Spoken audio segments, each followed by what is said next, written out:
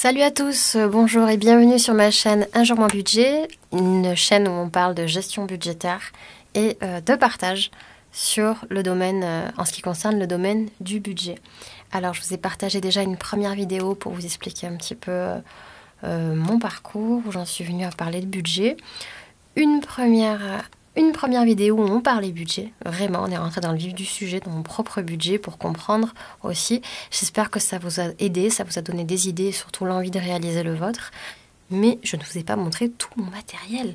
Alors vous avez vu les tirelires. Les tirelires, c'est assez important quand on met des choses par-ci, par-là.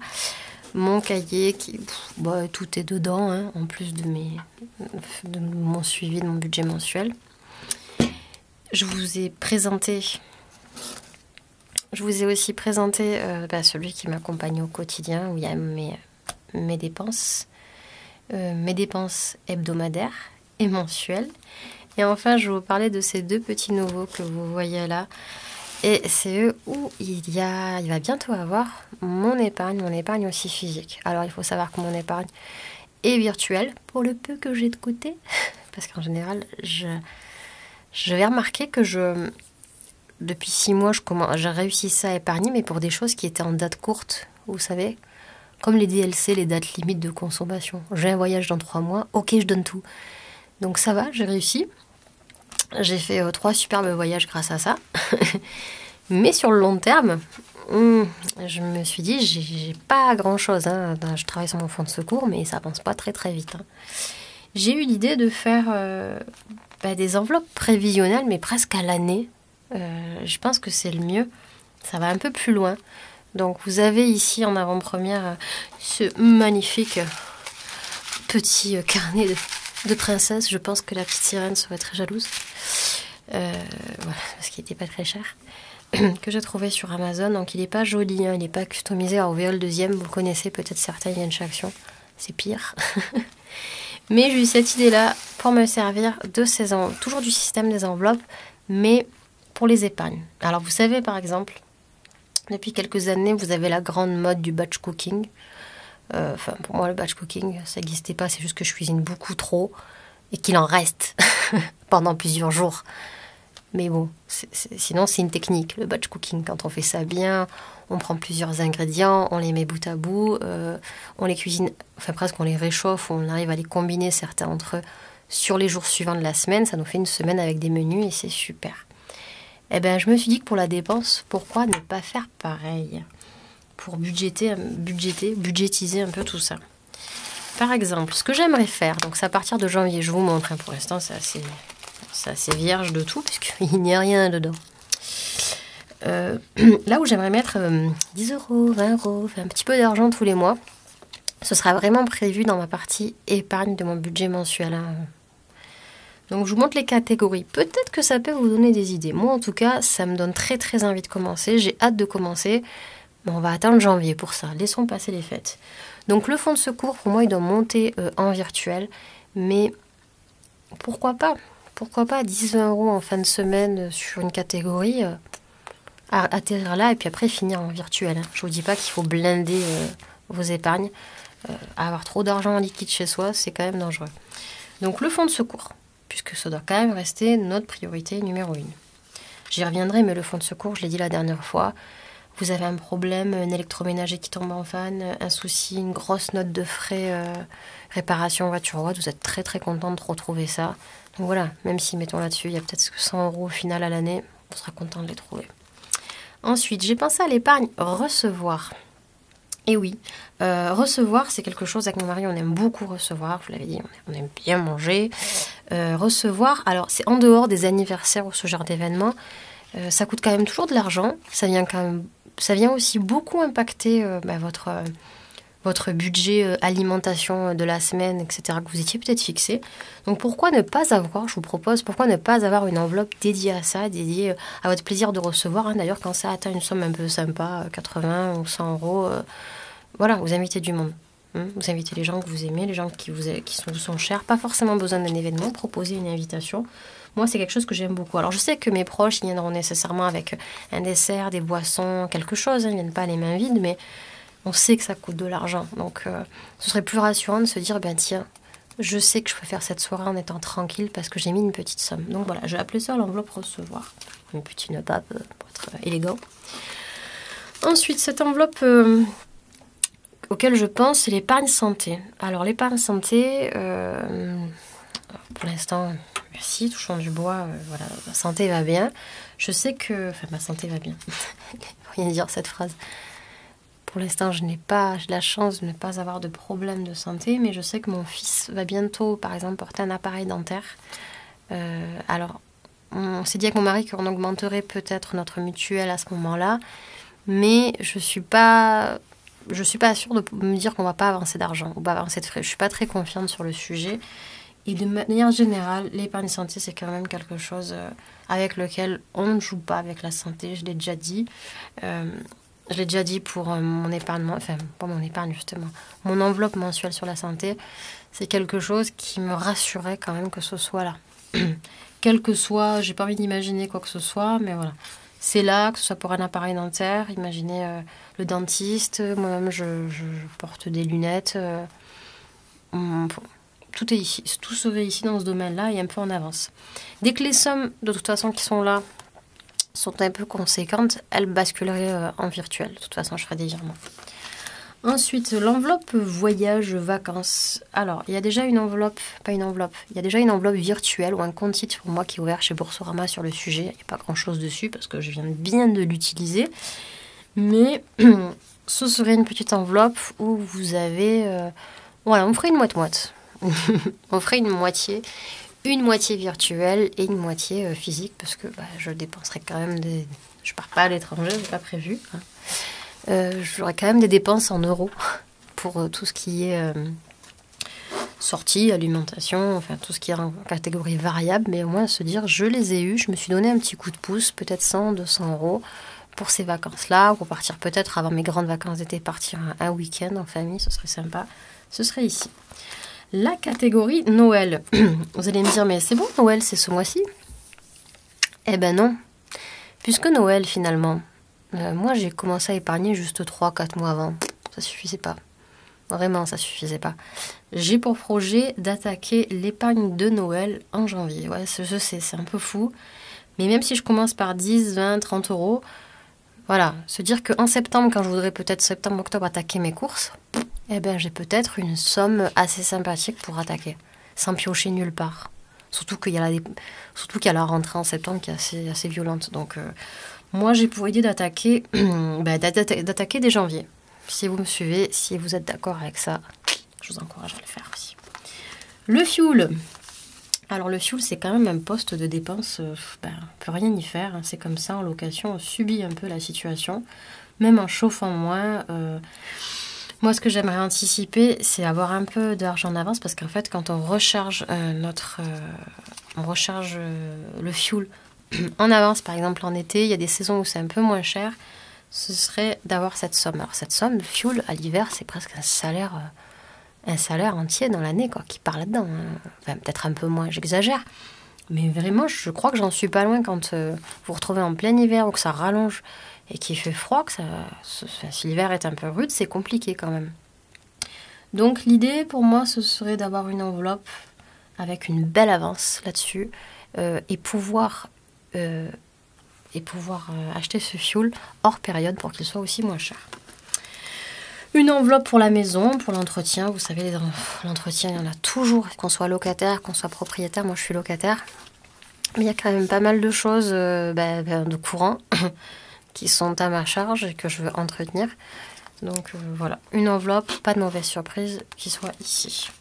Jardin et extérieur, nous avons un jardin que nous aimons beaucoup, on en profite bien. Nous avons une piscine hors sol, un poulailler.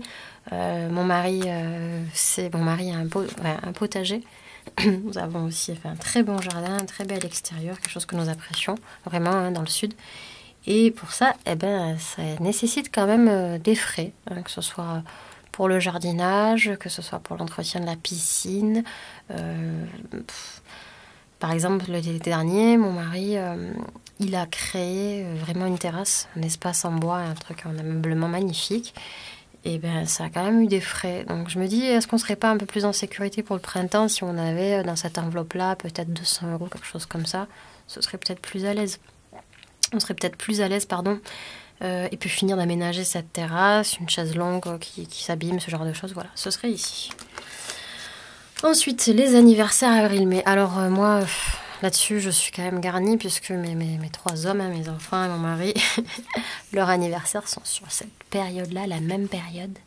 C'est pas seulement parce que je fais des gros cadeaux cette période-là, c'est parce que je reçois, que je fais des gros anniversaires, des cadeaux, des gâteaux maison, mes enfants en pâte à sucre, des trucs un peu fous, hein. Vraiment j'adore ça, j'adore leur faire plaisir. Donc cette période-là, je ne compte pas, vraiment, je dépense pour ma famille et je serais beaucoup plus à l'aise si j'avais une petite avance là-dessus, au lieu d'arriver en tremblant, en me disant « Oh là là !» Surtout que les anniversaires de mes fils, pour les 2 cas, c'est en fin de mois. Donc, même si le cadeau, je le fais un peu en avance, le fait de recevoir la fête avec les copains, la fête avec la famille, faire des super beaux gâteaux en pâte à sucre, les thèmes, les machins, ouais, c'est quelque chose quand même, c'est une dépense. L'anniversaire de mon mari, on aime recevoir, on aime faire des bonnes bouffes. Donc, je préfère être à l'aise et me dire, j'ai une enveloppe pour ça.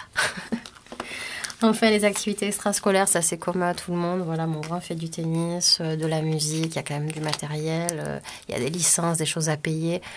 Et puis en général, on paye. C'est tout en début d'année, c'est lourd. Donc si on peut étaler ça à l'année, ce serait super sympa.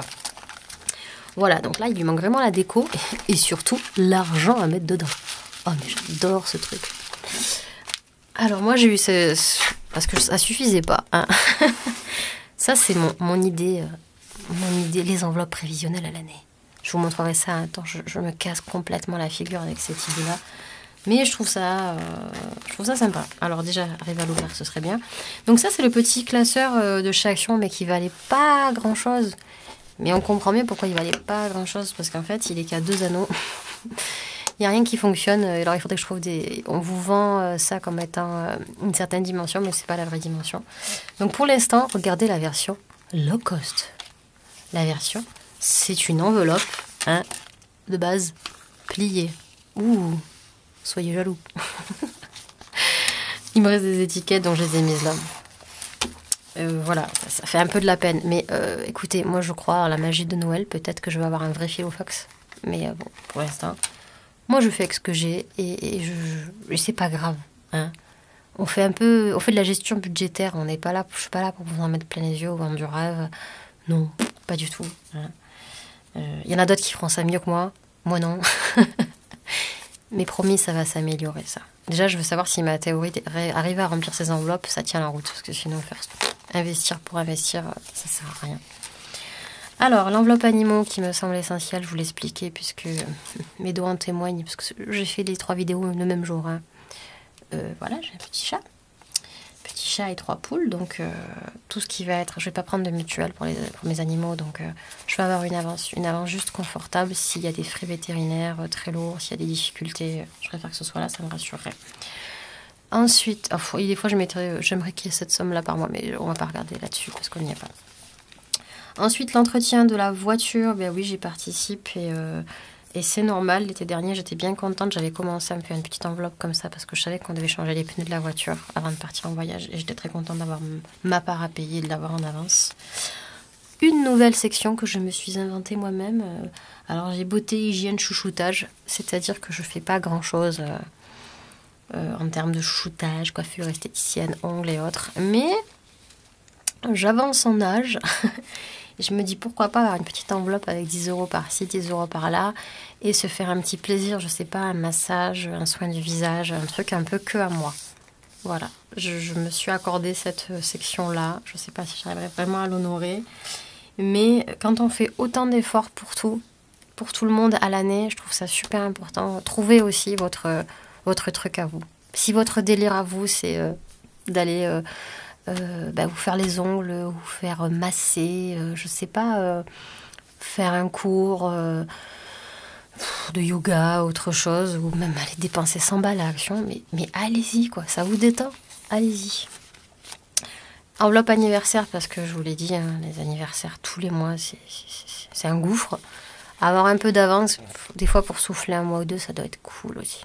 Donc voilà, ça serait là. La rentrée des classes, eh ben, ça commence en septembre. Hein. Donc je commence en janvier. Maintenant, je me suis dit ça. Janvier pour septembre, j'ai 9 mois. Sachant quand même qu'un enfant qui rentre à l'école, c'est entre 100 et 150 euros, par exemple. Et encore, je vous parle des petites classes, moi. Parce que je sais pas, chez les grands, c'est pire une fois qu'il faut acheter du matériel.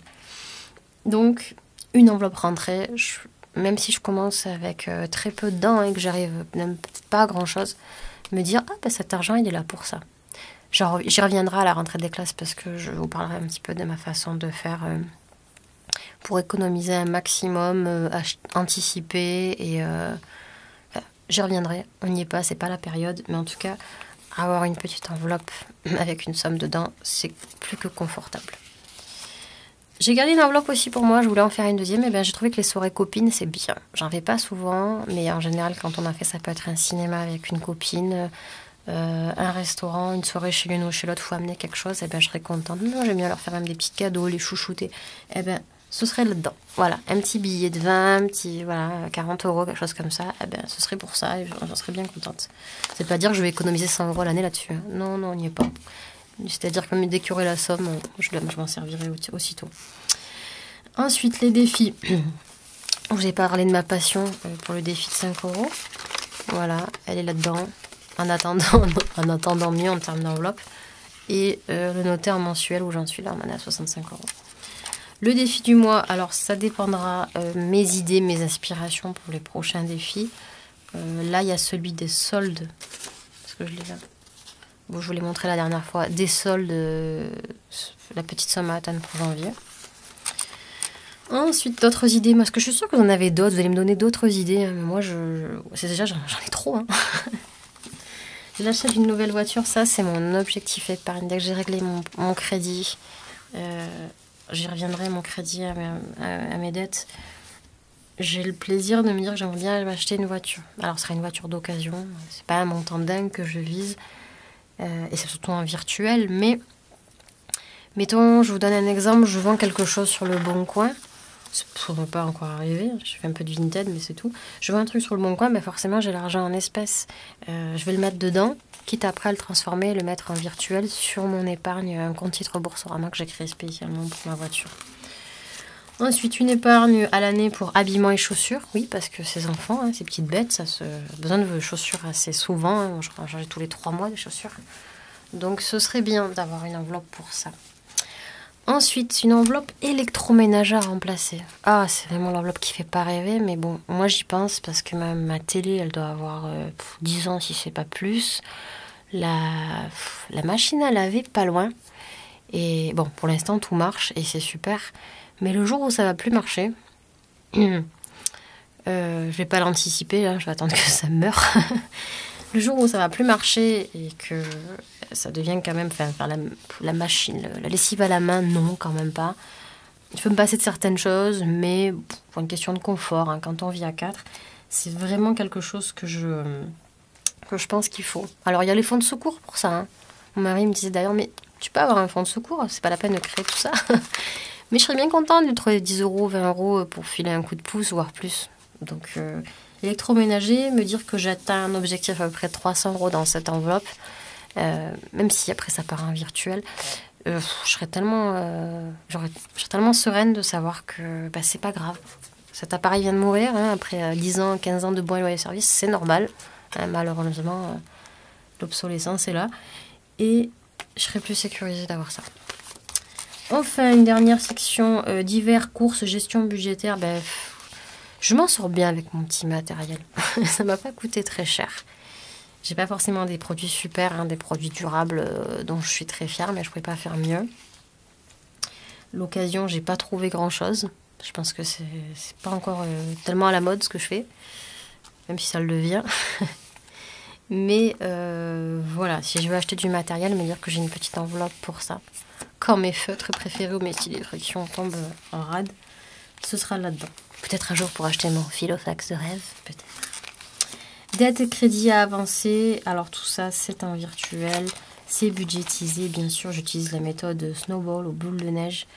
Je peux vous en reparler si vous voulez, mais je trouve qu'il y a quand même beaucoup de choses, beaucoup de ressources sur Internet qui expliquent très bien ce que c'est. C'est la méthode pour rembourser très rapidement, sortir de son découvert, rembourser ses dettes, rembourser ses crédits.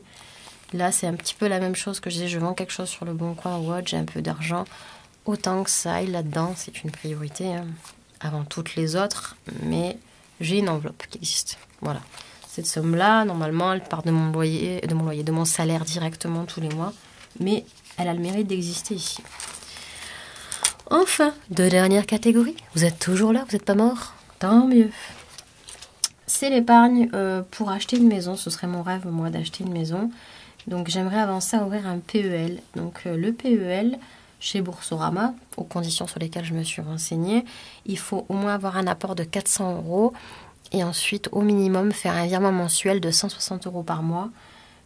Voilà, donc je me suis fait un petit défi, un petit tracker pour au moins que j'arrive à ces 400 € de mise de côté. J'y arriverai une fois que très bientôt j'ai terminé mon crédit à la consommation, que j'ai accéléré grâce à Snowball. Et je pense que je vais enchaîner ça très rapidement, en tout cas la création de cette épargne en vue de la création du PEL, pardon. Donc ça ira là-dedans avant de partir en virtuel. Et enfin, un peu l'épargne à la semaine, tout ce qui peut rester sur une semaine de mise de côté. Avec mon système des enveloppes, on pourra le retrouver ici.